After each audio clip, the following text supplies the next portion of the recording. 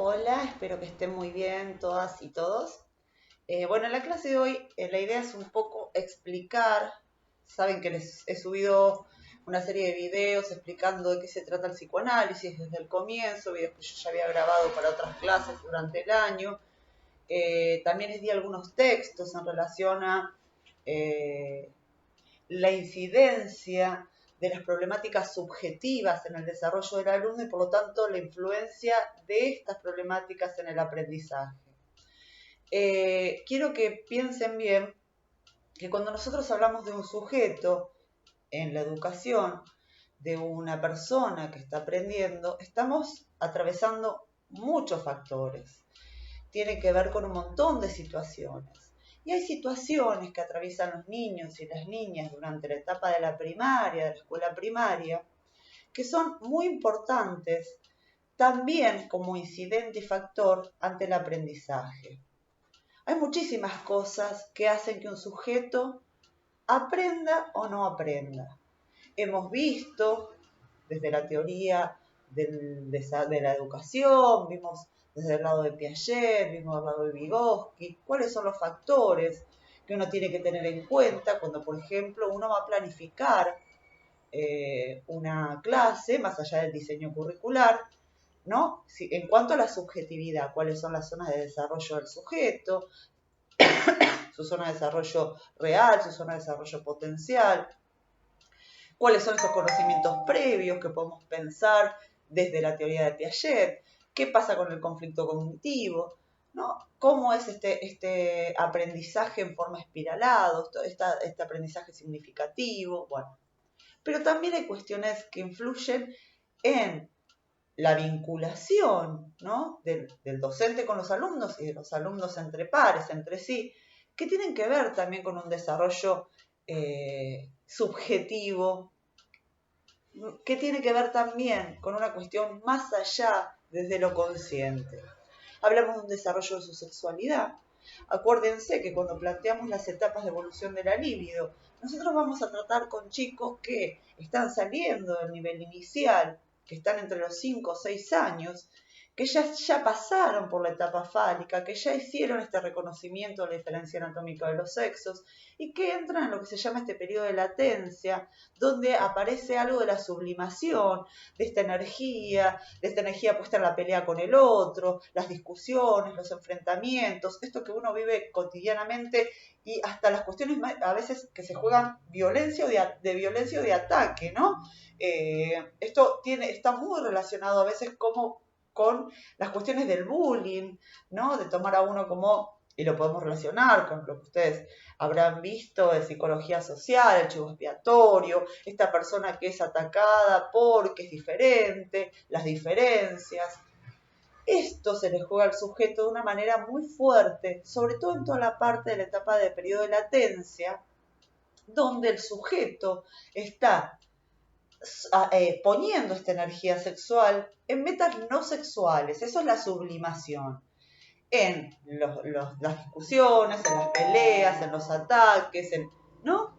Y por otro lado, también vamos a tener chicos dentro de la educación primaria que están saliendo de este periodo de latencia y entrando en la pubertad, ¿no? Esta cuestión biológica que invade, esta necesidad de un reconocimiento de un cuerpo que empieza a cambiar, que empieza a ser desconocido por el sujeto. Esto en cuanto a lo que uno puede pensar, esta salida de la niñez y la entrada en la adolescencia, ¿no? La adolescencia temprana o preadolescencia o pubertad, como la quieran llamar. Pero por otro lado, hay otras cuestiones que inciden dentro del aprendizaje, que tienen que ver con este desarrollo psicogenético, con este desarrollo biológico, con este desarrollo, por ejemplo, causas familiares. Yo creo que se los había comentado en el Zoom que habíamos tenido allá hace bastante, donde, por ejemplo, a un chico que está viviendo una situación familiar de separación, de desestructuración de la familia, muchas veces lo que tiene que ver con la división, que es uno lo que le tiene que enseñar, le cuesta muchísimo. Le cuesta muchísimo porque pensar en división inconscientemente lo lleva a pensar, por ejemplo, en la división de su familia. Y esto es muy común, o digamos que sí, que es común en nuestros días donde las familias están ensambladas, donde están los hijos de uno por ahí, los hijos del otro por allá, que se juntan en una familia, donde a veces se viven situaciones de mucho maltrato, mucha violencia, del querer o no querer, del quererse entre ellos, del tener que convivir con, aunque uno no lo haya elegido. Todo esto se lleva al aprendizaje de algunos contenidos y los docentes y las docentes lo tenemos que tener en cuenta. ¿Qué situación familiar, qué situación subjetiva este chico o esta chica está atravesando? Porque seguramente esta cuestión subjetiva va a impactar en la manera en que este sujeto pueda o no aprender determinados contenidos en la educación. Fíjense que antes, si bien había muchas problemáticas en la familia, había esta familia, que lo que uno llama familia tipo, que esto es una construcción, que no vamos a tener tiempo para verlo, pero se los cuento, una construcción de un sistema económico, social, que es el sistema capitalista, que construyó un modelo familiar de padre, madre y dos hijos. Esto ya prácticamente no existe como tal y como normalidad. Es más, algo que antes se vivía como la norma, como la normalidad, ahora se ven muy pocos casos. Chicos que viven con sus padre, madre y sus hermanos, por lo general, padre, madre biológico me refiero, ¿no? Y sus hermanos, por lo general esto no se juega. Los padres se separan, tienen a otros hermanitos de otras familiares, de otra familia.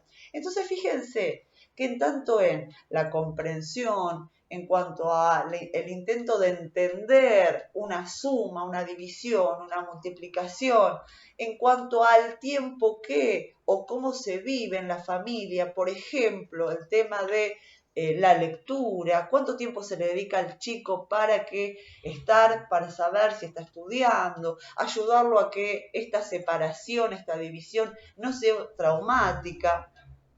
Hay muchas situaciones que influyen, ¿sí? Que tienen que ver con, por un lado, el desarrollo subjetivo y por el otro lado, la dinámica familiar en cuanto al aprendizaje y la forma de aprender. No quiero hacerlo muy extenso el video, simplemente era ordenar un poco esto que yo les había mandado para que lean. Es importante tener en cuenta la organización sexual del sujeto. Es importante entender que Freud plantea estas dos tópicas, la primera que es la primera teoría de Freud y la segunda tópica que es no es que abandona esta primera teoría, sino que la reestructura, la amplía, ¿no? En un primer momento plantea el yo, el consciente, el preconsciente y el inconsciente, en un segundo momento yo, super yo y ello, en esta segunda tópica, que uno tiene que tener en cuenta en qué etapa, ¿sí? Evolutiva está en cuanto a su sexualidad, cómo es este desarrollo, cómo se le va presentando. Y por otro lado, hay otras cuestiones que tienen que ver con qué pasa en la casa con determinadas cuestiones, por ejemplo, las sexuales. También es cierto que hay chicos que atraviesan situaciones de violencia o abuso, y esto también va a impactar en un chico distraído, un chico que no quiera conectarse con las cosas del colegio, un chico violento o agresivo, ¿sí?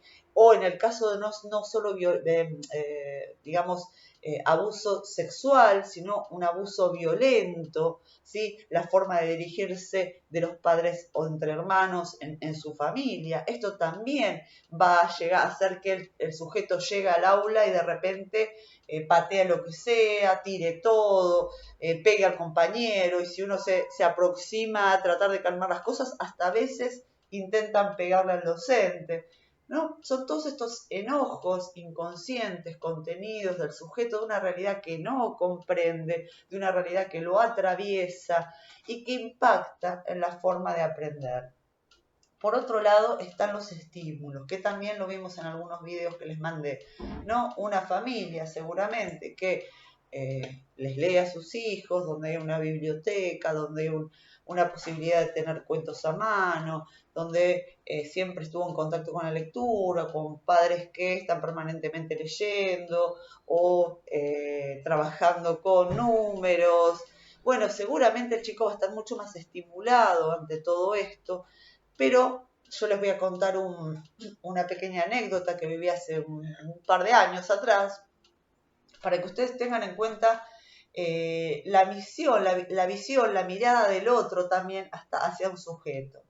Les cuento esta pequeña anécdota para que puedan entender cómo queda el chico en este entramado familiar y de qué manera es visto, ¿no? Y de qué manera es apoyado o no en su recorrido por el aprendizaje. Hace unos años yo guardaba el auto en una cochera y un señor que manejaba la cochera de enfrente estaba hablando con el señor que estaba encargado de esa cochera. Y le dice que tenía una nena en primer grado, que es una bruta bárbara, es un animal, es una bestia, no sabe nada, no aprende nada, primer grado, ¿no? No sé a quién salió tan animal, tan bruta. Bueno, yo pasé, escuché todo esto, en realidad tenía que ir a hablar con el señor desde la cochera, y le digo, discúlpeme, le digo, ¿usted está hablando así de su hija de 6 años? Sí, porque es una bruta, no sabe ni escribir ni leer. ¿Y usted le lee a su hija? No, yo no sé mucho. ¿Y usted la ayuda? No. ¿Y la madre?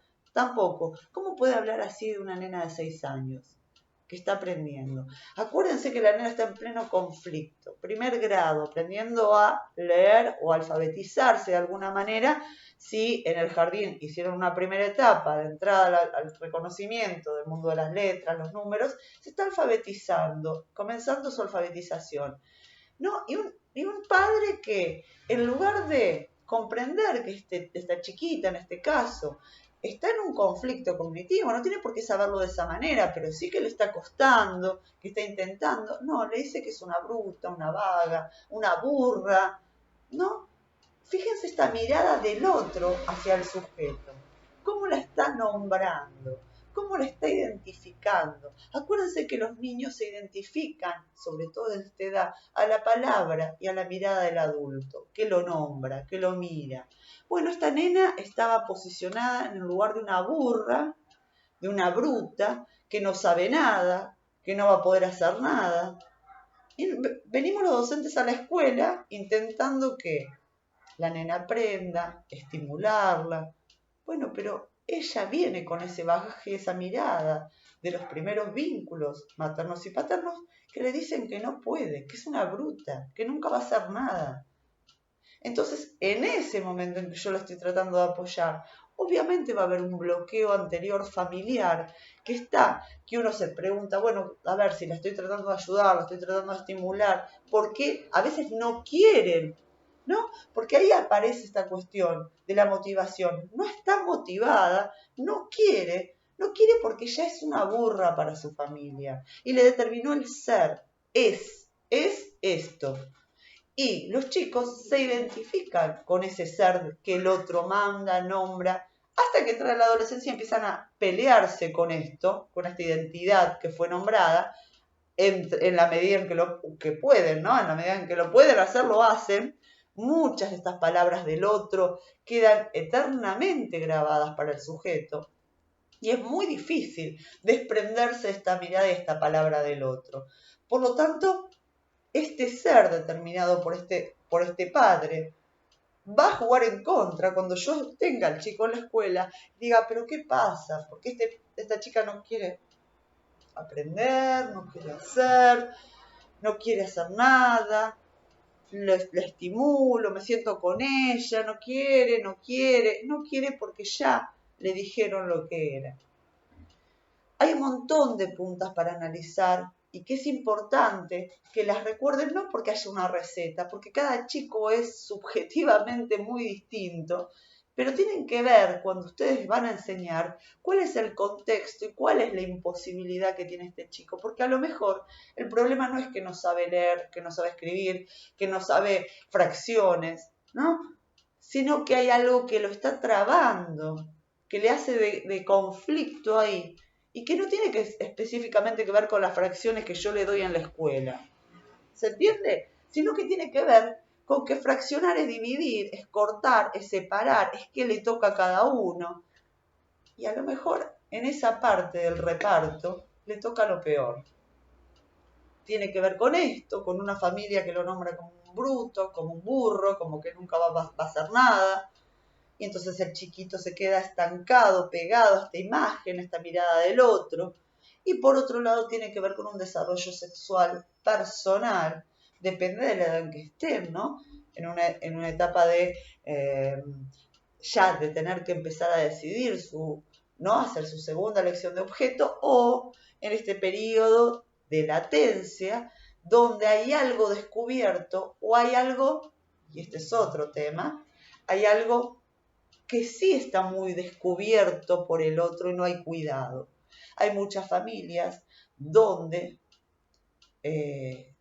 viven, quizás duermen en la misma habitación, o viene el padre o la madre con su amante, novia, nueva mujer, y tienen relaciones y los chicos escuchan a los padres teniendo relaciones. Los padres por lo general no, pero sí cuando hay una pareja, ¿no? Desde otro matrimonio, una nueva pareja.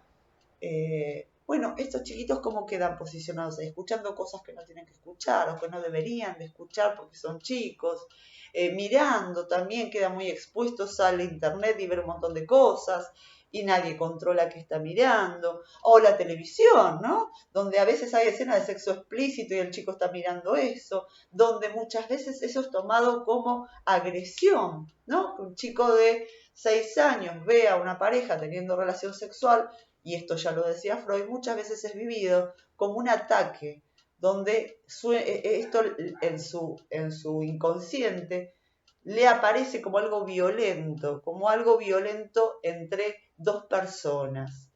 Hay muchísimas patas para poder trabajar y tener en cuenta cuando uno tiene que dar clases. O sea, nuestro trabajo docente no es simplemente llevar el contenido y, bueno, ver que aprendan de alguna manera. No, hay que tomar en cuenta las subjetividades, qué es lo que le está pasando a cada chico, por qué situación personal, familiar está atravesando o está atravesado, a qué está expuesto este chico, ¿no? Y a partir de ahí, sí, buscar las estrategias y las herramientas para que el chico pueda aprender. Bueno, daría para charlarlo y me gustaría mucho que esto fuera en el aula para que lo podamos debatir, pero básicamente, digo, nunca se olviden de la pata, ¿no? De la pata del desarrollo del sujeto desde lo psicológico, de esto desde la sexualidad, y ya pensando sexualidad no como genitalidad, ¿no? Desde lo que ustedes van a tener que dar ESI, ya lo saben, supongo que habrán tenido el trafo de ESI, no desde una genitalidad, sino una sexualidad abarcativa desde el momento en que nace hasta que nos morimos. Entonces, ¿cómo el chico va viviendo esto? Escenas de violencia, escenas de separación, escenas de maltrato, escenas de afecto excesivo, porque esto también muchas veces hay un vínculo con la que cumple la función materna, que no siempre es la madre biológica, digo, aquella persona que cumple esa función materna, donde no lo deja despegar y lo absorbe como si fuera parte de él, ¿no? Y lo sobreprotege y no deja que el chico se pueda construir y reconstruir identitariamente con un otro diferente a los vínculos parentales. Hay un montón de temas para trabajar, pero lo más importante en este poco tiempo que ya nos queda y en esta modalidad tan especial que atravesamos este año, es que ustedes puedan pensar que cuando un chico no aprende, ¿sí? Hay muchos factores que uno tiene que revisar. Por eso siempre tenemos que estar revisándonos, porque hay algo en nosotros que no estamos viendo y que no estamos reconociendo que le está pasando a este sujeto y que le hace de traba y de imposibilidad para poder aprender. Dejo acá, espero que se haya entendido más o menos, porque me dijeron en el foro que no entendían muy bien qué tenían que hacer o cómo encarar la cosa. La idea, yo les di esos videos para que ustedes hagan este repaso, porque yo realmente no sé qué han visto de Freud, y para refrescar un poco, y les di un textito muy corto de 4 hojas para que podamos refrescar estas cuestiones en relación a lo que planteaba Freud y para que puedan releer ese texto que yo les había dejado anteriormente sobre estas cuestiones que influyen en la educación y en el aprendizaje del sujeto. Acuérdense que cuando uno ve, escucha o nota que hay algo de la cuestión subjetiva de este chiquito en relaciones familiares, nunca tiene que intervenir directamente, siempre se tiene que apoyar en los directivos y el equipo, ¿no? Uno no puede jamás largar un diagnóstico, uno no puede jamás señalar a un alumno, ni por su familia, ni por su... No, por más que uno conozca la historia, lo que tiene que tratar de hacer es ayudar, ¿no? Porque juzgando, marcando, con prejuicios, eso no lo ayuda nunca al niño. Y nuestra prioridad son ellos y ellas. Nuestra prioridad es que aprendan, nuestra prioridad es que no solamente aprendan matemática, lengua, o ciencias sociales o naturales, es que aprendan a ser independientes, a relacionarse con los otros, a convivir con la diferencia. Hay un montón de cuestiones que uno le enseña a un chico cuando está en la primaria. No solamente las materias, las disciplinas que uno le vaya a dar, ¿no? Sino que tiene que enseñar muchísimas otras cosas. Y para enseñar muchísimas otras cosas uno tiene que despojarse de sus propios prejuicios y miradas señaladoras ante un chico que pega, ante un chico que maltrata, un chico que no aprende, un chico que no le importa y que no te escucha. Tenemos que despojarnos de estos prejuicios, porque si no jamás lo vamos a ayudar y ellos son la prioridad. Busquemos herramientas, pidamos ayuda a los directivos, llamando a un equipo, si hay equipo de orientación a la escuela, buenísimo, si no, llamar a un equipo externo, pero busquemos las herramientas. Bueno, las dejo y los dejo acá. Espero que se haya entendido un poquito esto, que se haya podido echar un poco de luz sobre lo que me habían preguntado y que no se entendía muy bien. Y cualquier cosa me lo preguntan en el foro. Les mando un beso muy grande. Chau, chau.